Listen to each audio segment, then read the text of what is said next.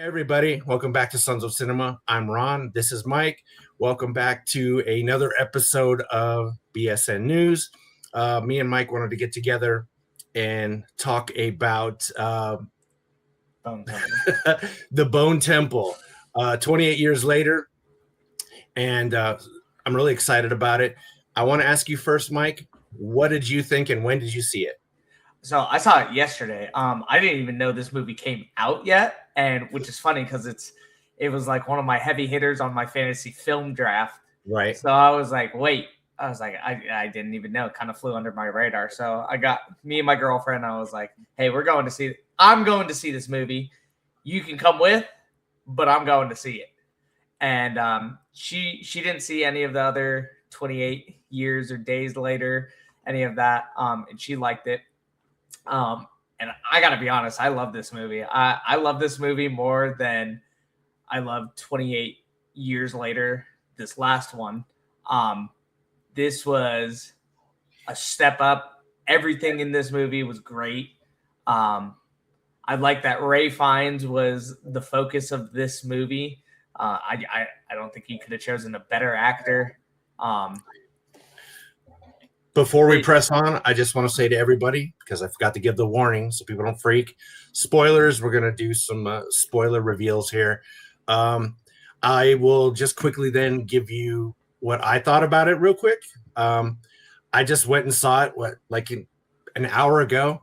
We just got out of the theater, and like you, I loved it. I liked the first one. It was cool. But this one was just off the chain, man. And your boy Jimmy turned out to be a real piece of shit. But yeah, Jack O'Connell is on it. I was sitting there thinking, like, man, this guy plays amazing villains. He played he was in Sinners. He was I forget the character. Oh, he was the main. He was the head vampire. That was him. Yeah, that was him. Oh my god, I didn't even realize that.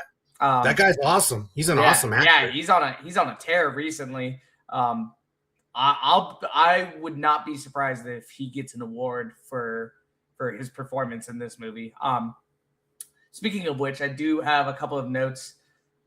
Some downsides, or one downside I did, which was Ray Fiennes not having more emotional scenes. And what I mean by that is we got a glimpse of it when he was talking to Samson, who is a zombie, and he's like, "Are you coming to me just to get some peace? Or because your memories are actually coming back whenever I drug you? Or are you just looking for an escape?" And he's like, "There's nothing wrong with finding an escape." And there was a glimpse of it. There was a glimpse of what I thought they were going to do. Especially when he looks, his wife, we find out his wife is dead. Doesn't really have much to live for anymore. So, his work's complete. So he's like, you know what? I'm going to take a chance on this. If I die, I'm going to drug myself up. If I die from this, hey, right, whatever. So I would have liked to see them use him in more of an emotional way. Right. But other than that, he's the main character of this movie. See, I thought he had just the right amount of emotional scenes because, like you said, it went deeper into, okay, we realize, he had a wife, a family, and he's alone. But we didn't realize how lonely he really was until Samson really came along. Mm-hmm. And that relationship between those two was awesome. Mm-hmm. So I thought he gave just the perfect amount because although I can see what you're saying because spoilers, his death was kind of emotionless. You're right. I felt like it could have been a little sadder, but maybe that's because of what you're saying. Maybe there wasn't enough emotional to it. What was another thing that you didn't like about it, or was there any? I think that's my only negative point. The ending.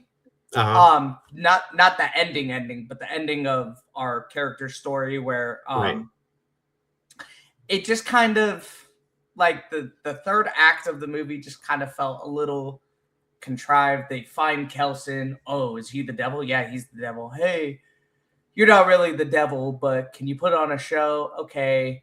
And then like Kelson realizes that Spike's with them, and then it's Yeah. like, okay. I mean, it made sense, but it just felt a little contrived. I was like, okay, sure. Just not as tight. But Right. everything else about this movie was phenomenal. Yeah. I can't think of a single thing I didn't like. Me either. As I have nothing to complain about, but I guess we can just get into some things that I loved. Well, there's two specific scenes that I love in this movie. One is the scene where Samson gets on the bus, and he's having those flashbacks because of the psychotic drugs. So for people that are watching, we're learning that this virus can somehow be controlled with psychotic drugs. So they give this, alpha zombie, he gives them some kind of psychotic drugs that actually helps him remember things. And when he turns over, he's like, he's having that memory. He goes, I don't have a ticket. And then he just fucking starts fighting all those other infected people. That was one of my favorite scenes. And then, of course, when Ray Fiennes pretends to be the devil when they come and they play that Iron Maiden, that was just awesome. My two favorite scenes. If you guys want to see this movie just for a few specific reasons, just go see it for that. What did you think? I thought the Iron Maiden scene, I thought it was the correct amount of over the top. And while he was playing the devil, there was he kind of brought out the Voldemort in him, which he was like, my children, go, my fingers, be good, spread charity amongst the land. And I was like, okay. And I actually told my girlfriend in the movie, I kind of whispered over to her, I was like, that's Voldemort, right? And she looked at me like, what? Like, oh, she didn't realize? She didn't realize, yeah. And I was like, yeah. For me, the absolute best part about this movie was the very end. Spoilers, Cillian Murphy is back as Jim from 28 Days Later. He has a daughter. They're living on their little secluded land. He's teaching his daughter about World War II, and then Spike and his companion that he's met along the way, what was her name? Kelly. They're being chased by zombies. Jim and his daughter go out there. His daughter asks, are we going to help them? And Jim says, of course. And then it started playing the original music, 28 Days Later. And I'm not going to lie, I was kicking in my seat. I was like, I cannot wait for the next movie. Yeah, because we're moving on from Rafe Fiennes' story. Do they have a title for the new 28 Years Later yet or no? I'm not sure. So yeah, so you mentioned you do have this in your as one of your picks in your fantasy film draft, and I hope it worked. I hope a lot of people go see this movie. I know when we went to 11 o'clock showing, and there was like 3 other people in the theater. Same. I went to the Cine one. There were at like 3 other people. Let's see Bone Temple opening weekend. So while you're doing that, so it's, in case anyone wants to know, so they're continuing the story on with Spike, and he got kind of a raw deal in this movie, meaning like he was just so miserable because Jimmy's clan, when we last met them in the first 28 Years Later, they helped Spike, and what is it? Hold, fucking go. And I kind of thought, I didn't even pick up on the upside down cross. I didn't either until I was like, he was like, old Nick won't be happy with us. Right. And then it shows like this shot, and I was like, oh, he has an upside. Oh, they're fucking Satanists. I was like, I thought he was a good guy from the last movie, but then you realize what a piece of shit he is, because I mean they're doing like Manson family or Texas Chainsaw Massacre type torturing of this group of people, this family that they kind of busted in on their their home, and then you just really see they have this scene in a barn that's just like you see what massive pieces of shit they are, and then they reveal a little bit later on that he's telling people and he's lying to people and telling them that he's the son of Satan, and he's getting them to follow him, and they're all named Jimmy. Everyone's named Jimmy's. They even renamed Spike Jimmy. I don't think it was him lying. I think because there was a throwaway line where he's like, I hear my dad's voice in my head. And Kelson was like, you hear voices in your head, and it's implying that he was schizophrenic.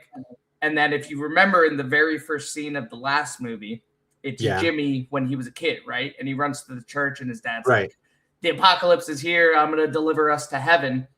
And his dad, if you go back and watch that scene, when his dad turns into an infected, his face turns red, like the devil.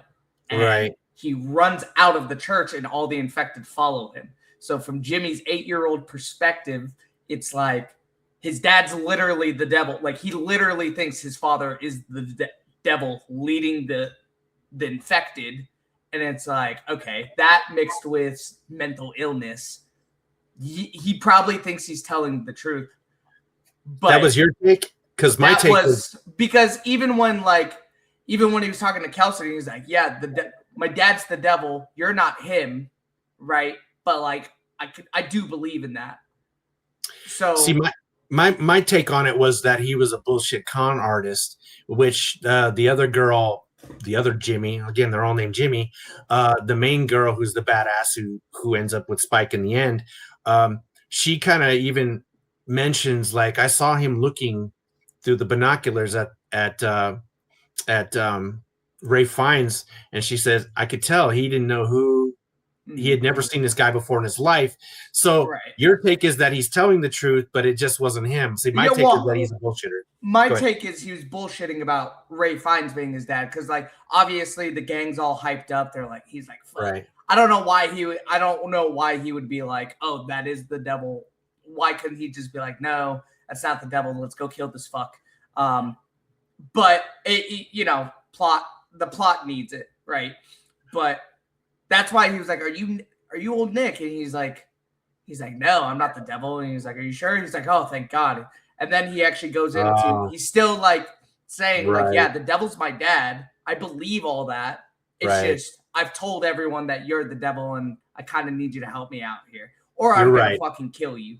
I'm going to feed you your entrails. Yeah, I think even the Kelly girl, she even said, like, I believe the devil, this is the devil's work. I believe in the devil, but like, I just don't believe he's the son of God or he's the son of the devil. Right. So I like how Ray Fiennes is like, there is no devil. It's just us. It's just us here, you know? It's just humans fucking doing human things. And then the perfect contrast of Jim at the end when it's like, are we going to help these people? And he's like, of course we're going to help them. Like, we're decent people. And it's just like Kelson and Jimmy are two sides of the same coin, right? Kelson or opposites yet the same. And also notice Jimmy, right? Mm-hmm. Who's trying to spread charity and like fucking skin people alive. Right. And then you have Jim, which is the same name, Jimmy and Jim. And Jim's the complete opposite of that. He's like, yeah, we're going to help these people. We're going to save them. Right. Which, by the way, Jim is the only one to have a gun in these past two movies, if you notice that. Right. Yeah, he had that rifle. Yeah, which I think makes him a badass. One thing I would have loved to see in this movie, and maybe they'll do it in the next one, is that Spike's dad, played by Aaron Taylor Johnson, I feel like there was room for him to reappear. And like, I understand why they didn't. Like, he's got the baby at home, the infected baby that's not infected. Right. If you remember that from the last one, Samson's baby. Yeah. Which they could tie that back in. But it would have been nice to see, like, maybe his dad kind of, he's like, I got to go get my boy. Yeah, I got to go get my boy. Like, and then. I thought he was in a scene. Like, I got confused at first because there was this. Do you remember the scene where there's somebody that looks like Aaron Taylor Johnson with the beard and and the jacket on, and I thought it was him coming for Spike. And Was it in do the you remember what I'm house? talking about? And the guy gets like knocked down, and I forget what happens to him, but I thought Aaron Taylor Johnson was showing up, and then I was like, oh, Yeah. okay. I think that's going to be the plot of the third one. So they have a few moving parts they can do. They have Jim Right. helping. It could be Jim and helping Spike get back home. Right. Maybe Spike's dad is like, "Hey, I gotta go find my kid," because these movies are supposed to take place back to back, like just happen, right? And then they could bring back Jack O'Connell as Jimmy, because now we know that the infected, there is a part of them that still like thinks, there is a part that like still like learns, and they can, he could want revenge. That would be fucking cool. But do you think he's still alive? I think he's still alive because remember, Samson was still under the influence of the psychotics, so he knew right and wrong at that point. You know, he was still smart enough to maybe not kill him, so he could still be alive, you know? Mm-hmm. Yeah, we'll see. We'll see what happens. He was such a good villain. He was awesome. I'll take whatever bullshit answer they give me to bring him back. Okay. Oh, he's a fucking goat? Okay. I don't care. Yeah, Jimmy's definitely up there with new badass villains. You know, he's up there with the Thanoses and the, you know, Darth Vader's. Like, he's an awesome villain in this movie. Yeah. So if you had to score it out of 10, what would you give it? Because I've been thinking about this and I locked in my answer. I don't want to be a douche and be like 10 out of 10, which is what I feel in my heart. But maybe I'll go with a 9, you know, because maybe there is some things that could have been, I don't know. It was a tight movie. There wasn't any scenes. It's an hour and 50 minutes. Like, yeah, I know, but there wasn't any scenes where you felt like this is a waste of time. What are we doing here? Mm-hmm. Like everything just kept moving and moving. Either we're with Spike, with fucking Jimmy, and like it's just like, what fucking shenanigans are they getting up to? Or it's back to Kelson and it's like, oh shit, okay, he didn't die. Samson didn't rip his head off. What's happening next? Okay, Samson keeps coming back. Ooh, Samson fucking talked. All right, here's my number. Because of Rafe Fiennes and because of that dude Jimmy, and I will learn his real name because he is a badass, I'm going to give it a 10 because the acting, those two, just between those two, it was awesome. And the thing with Samson, like, I mean, I could have done with a little less of maybe the Spike part of it because it was just so sad and depressing. You know, but they made it that way on purpose. Like, he didn't want to be with these people, but they're forcing him. Yeah, and you think about it, it's complete opposite tones too. Like, you go super happy and jovial, and like he's dancing, he's all high, and like to fucking just Manson. Like you put it best, Manson family, fucking torture. Yeah. I'm giving it a 10. What about you? So I'm giving it a 9.5. There are just little things, right? That if like they could outdo this movie in the next one, right? Like, I did notice it was a little less experimental. If you notice in the first one, or the first 28 years later, there were a lot more experimental shots, a lot more experimental. Right? It wasn't as beautiful as the first one. The first one was a lot more beautiful. But this one was tighter story, tighter everything. Everything has a purpose. There's no fucking like, oh, we're in night vision mode and looking at the infected and there's a deer and then it's like, okay. Or like the boots reaching down and up again. Like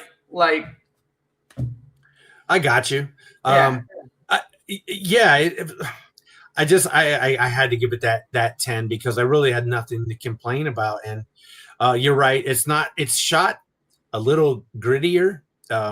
It's not as beautiful as the first one, but I don't know. This one was awesome. And those scenes in the barn, you know, when they're torturing those people for the charity, we should give charity, take their shirts, you know, it was an awesome movie all around. And Yeah, I hope people go to see it. I don't know how people are feeling about it. Have you seen any reviews on this yet?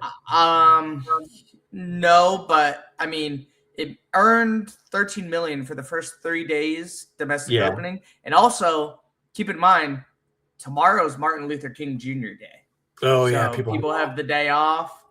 Hey, let's go see a movie. Let's go do something. Hey, what's out? Oh, 28 years later. That looks interesting.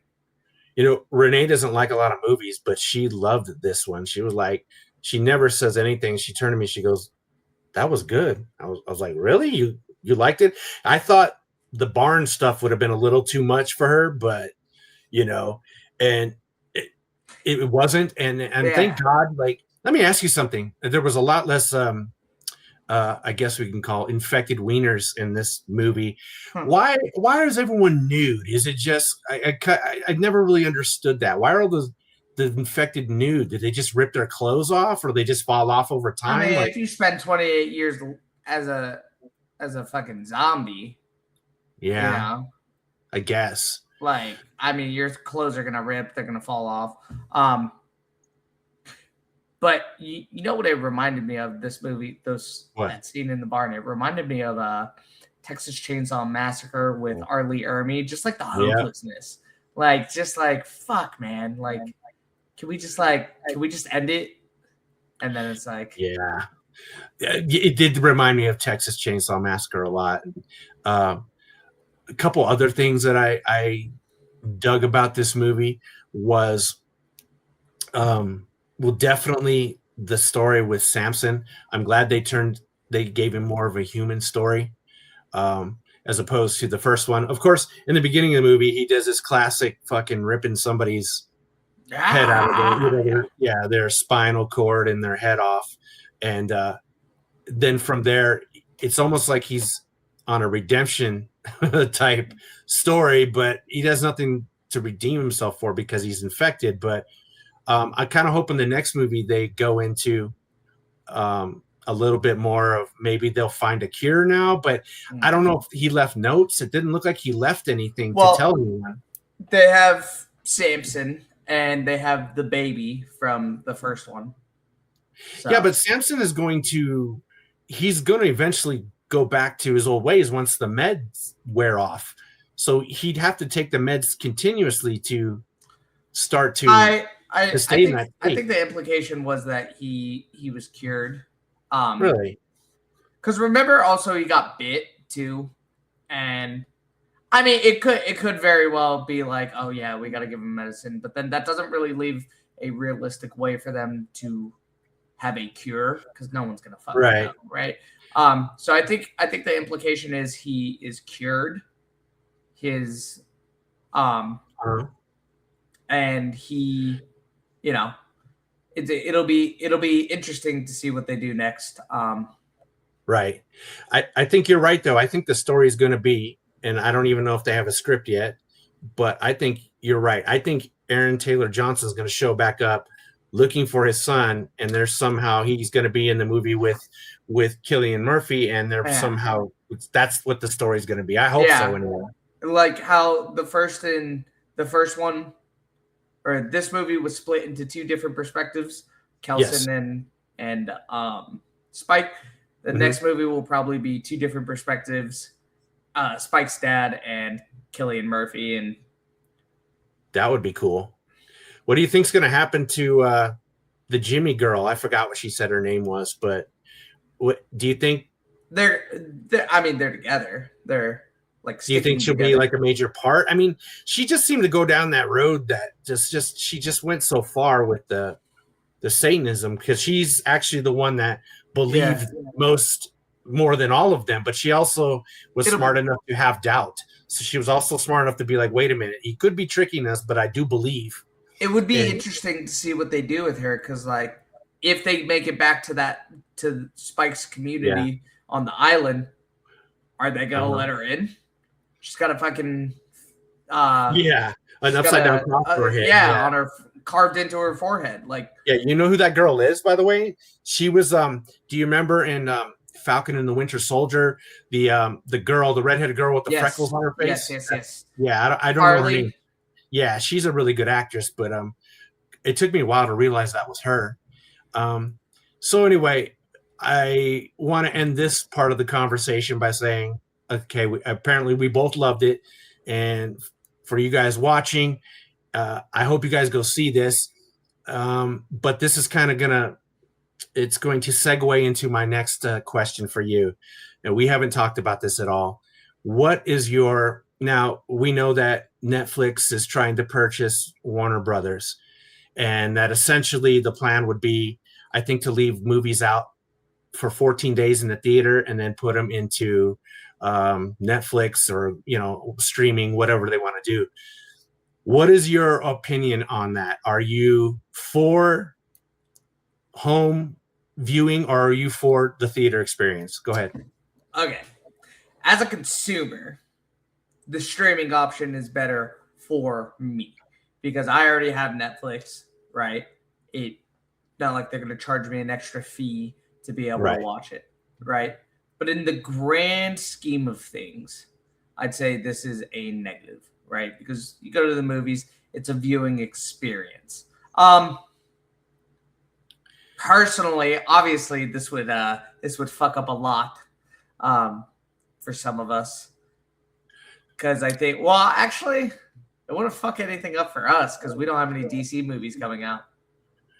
Well, here's my take, and this was something I was thinking about right as I'm starting to watch, 28 years later, and I was thinking, okay, I am totally for putting movies onto streaming, and I'm sorry if it sucks and that the theaters are going to die, but here's my take on this. Look, you know, and I think you and your father used to go out to mini movies on occasion. That was kind of your thing and how you bonded. But the theater experience to me now, and it's nobody's fault, it's just ruined. Like everyone fucking talks. Everyone's on their goddamn phone. The theaters are fucking dirty.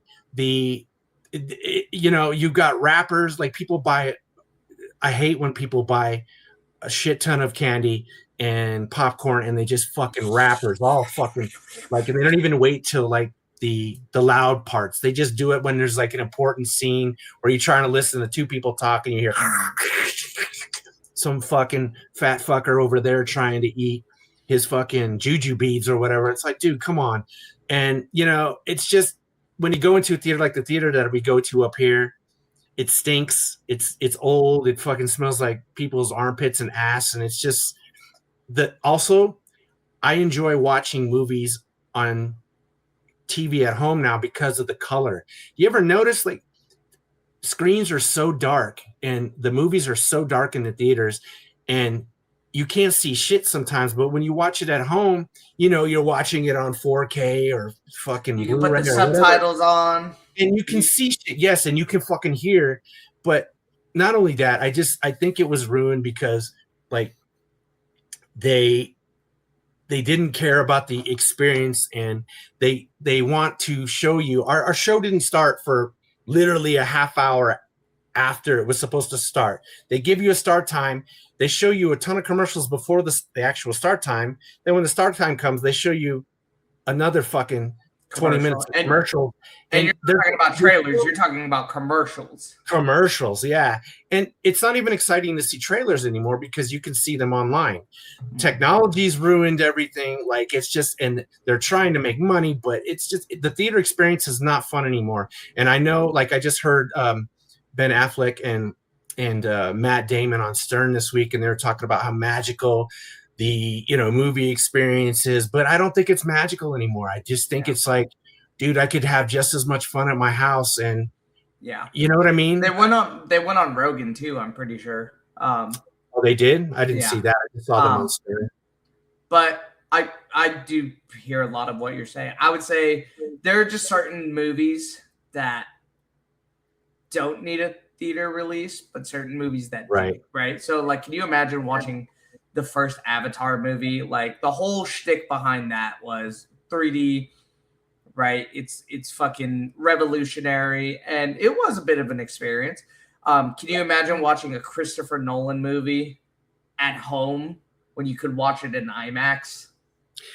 I get that. The IMAX is the cream of the crop, though. Not a lot of people, and plus IMAX theaters aren't everywhere, and some people can't afford that shit.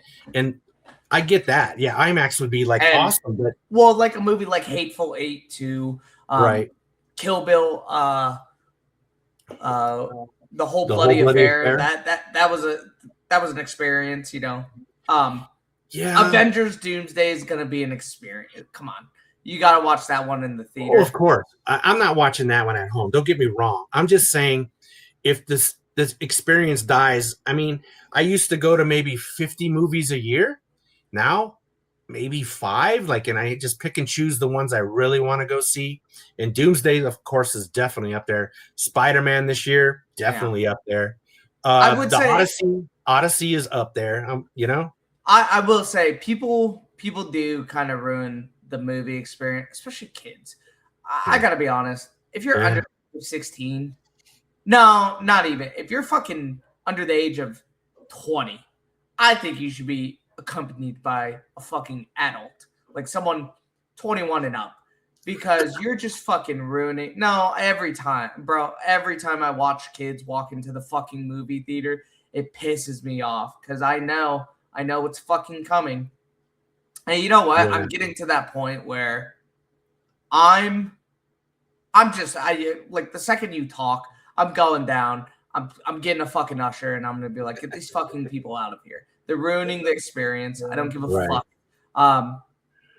Well, you know what also irritated me was like when we went to see Kill Bill. How many times? And I know it's something just small, but there wasn't a lot of people in there. But remember, the guys kept getting up and like leaving like every 10 minutes. Like, what the fuck are you doing? You know, like, are you here to watch the movie or are you here to go fucking raid the snack bar? Like, to be fair, we're in a smaller theater. So if you got up, you were blocking like fucking two rows of vision. Right. I think movie theaters make their money through candy sales. Right. They don't make money off the movies themselves. I think that's the studios. And the studios have their part in this is they've been so fucking greedy and they don't want to concede anything more to the theaters. And let's be honest, the theaters, the experience with, I know they try to like add more food items, but theater food is usually shit. Like you can't get anything. I've gotten a burger there one time and it was dog shit. Right. It just, I mean, like if you wanted to go to like the Alamo Draft House, those places used to have really good food. Oh, haven't been there in a long time, but like where they actually take your order while you're in your seat. Yeah. Those places are usually, you know what? Those places are usually pretty good. I like dine-in theaters, but the problem is like you got a fucking server coming down and like taking people's orders, and it's like, I don't know. I'll never go to one of those if it's a movie I'm really interested in seeing. Like Avengers Doomsday, no fucking way. Oh my god. Right. I am not looking forward to. And you know what?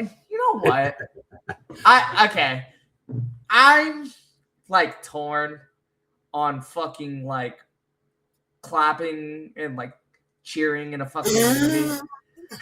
Because like on one hand, on something like Endgame, right? I get it, but like shut the fuck up. I'm trying to watch a movie here. You can smile, you can get into your shit. Don't fucking clap. Don't fucking cheer. I know we used to always crack on people that would do that. We'd look at each other like, really? What did you guys clap at? Also, sit in your goddamn seat too. And if I get to my seat, I shouldn't even have to look at you to get out of my seat. You should just be in your fucking seat, dog. Like, I don't know what's so hard about that. Right. It's like, I get it. If you want to switch, you could ask me. Hey, do you mind if we sit here? Do you mind if we swap? Maybe I'll say yes. Maybe I'll say no. We'll see. Yeah. But stay in your fucking seat. Right. I don't give a fuck. I don't give a fuck if you have a family of 5 and like, oh, we'd be. I don't care. That's not my fucking problem. All right, plan ahead. Okay, you can literally go on Fandango. Oh, this doesn't have the seats we want. Let me go here. Okay, this ain't a fucking airplane where you just come on and be like, would you do that on an airplane? No. Stay in your fucking seat. You know? Dickhead. They should have lights like that in the theaters now, like fucking planes, like stay in your seat, you know, the lights on. And then like when there comes a moment they know in the movie where okay, maybe people can move around, they take the you can leave your seat sign off. So but that would be awesome. It's just look, I love the movies. You know, I love films. Obviously, we're doing this stupid fucking channel. But I just the experience just is not it's not fun or magical anymore. And you know, if they wanted to make it so people come to the theaters, then change the experience. Like I know that theaters can't, you know, charge less for their goods, their food and stuff because that's how they make their money. Because yeah, they'll lose money. That's the only way they make money. But perhaps putting some other how about little shops in theaters? Why don't they put, you know, little memorabilia, movie memorabilia shops in theaters, something, you know, like fucking that what is that? That golden no, not Golden Corral. What's that? Oh, Cracker Barrel. I don't know why people eat there, but when you go there, there's not just the restaurant walking into a gift shop first thing, yeah, and that's leaving. Yeah. Like add that. And you know, I hate by the way, I hate AMC. I think they're the fucking worst when it comes to showing commercials before the movie. They what they do is they put all their money into the aesthetic of the theater. So when you walk in, it looks badass, you know, it's like old school where you have movie posters and you have signs everywhere. They put their money into that. But once you sit into the theater, it's like, okay, put some money into, you know, better seating. You know, like you said, why if less people are going to go to the theaters, why can't they tear out some of these theaters and put less seats in so you and me aren't watching some guy stand up, like you said, get up and he's in the middle of the fucking, you know, you're trying to watch the scene and you got some guy, oh, excuse me, pardon me.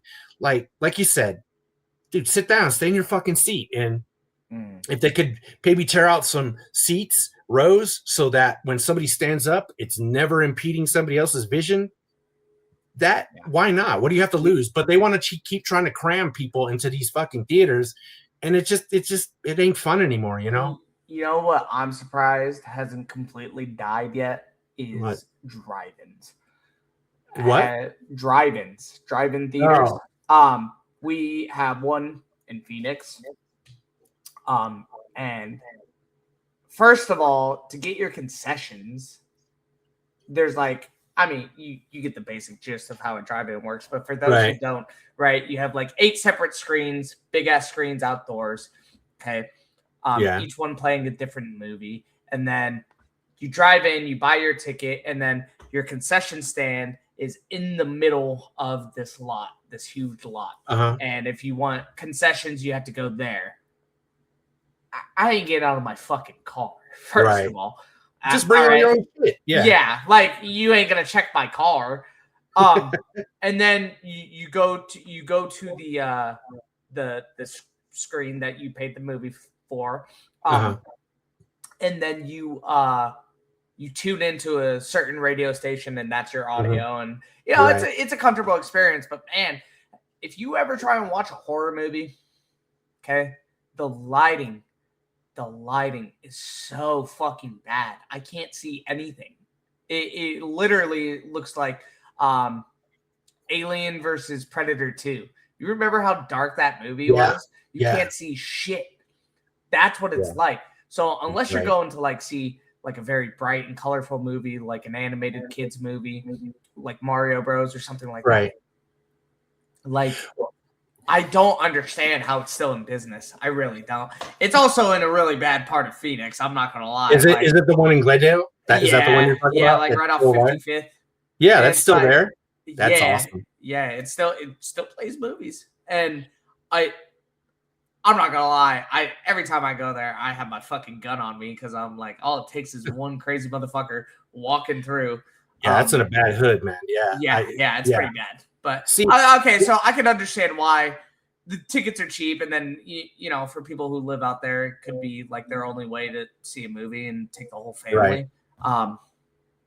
But that's how I feel about what you just said. Is how I feel about movies in the theaters, man. I think That's another way you want to draw people in, dude. Improve the lighting situation. And this is what I've read, that the reason why the lighting film it sucks when it's on the screen is because they go with these the bulbs for these machines are so expensive that they don't want to buy new ones, that they just use the old ones, and they get old and they're eventually not as bright as like you want it to be. And I know no one that I know ever talks about this, but man, sometimes it's just so fucking dark. Like you said, in a horror movie, dude, you're like, what the fuck is going on? Like, it's so dark. And that's why I like when you come home and you watch it, you're like, oh, that's what I missed. Oh, now I see. Yeah, it's a perfect lighting situation at home. Dude, I know, and I don't want to, like, they're trying to make us feel bad. Oh, you guys are gonna let the drive, or not the drive-in, but the movie theaters die. How is this our fault? Like, make the experience fucking better. Don't come at us with the same bullshit and expect us. Times have changed, dude. Life has changed. Technology has changed. I gotta be honest. I don't even know how they make money off movies when they go straight to streaming. Because they're counting on, people that buy new subscriptions, or so what they'll do is they'll monitor like how many people watch it, and that's kind of, and you can see that it's been going towards this for a while. They've been looking at the data, and the data saying people love to stream at home. Why do you think? And instead of blaming us, like we should be the ones that keep it alive, first of all, make some good fucking movies. A lot of these movies are the same rehash shit that we've seen already. Like, give us some original shit. And, if you do that, improve the experience, then maybe we'll come back. But don't blame it on us like we're letting the theaters die. I think Netflix is doing the right thing. Fuck it. They're buying a division of movies that they have a catalog, and they're probably going to get another million subscribers just off that alone. So. Let me ask you. Okay. Sure.